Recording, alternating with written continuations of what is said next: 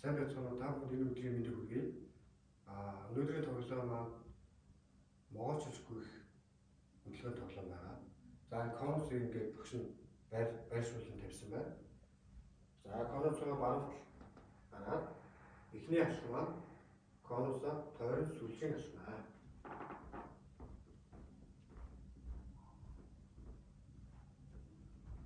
За дараагийн алхам маань конусоо сүлжин гүйх.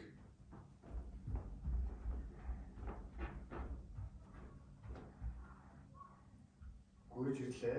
За дараагийн алхам маань хүүхд өөрийн дуртай тоглоомоо гарааны зургаас барайнд очоод барайнаас буцаад дуртай тоглоомоо авчран гүйх.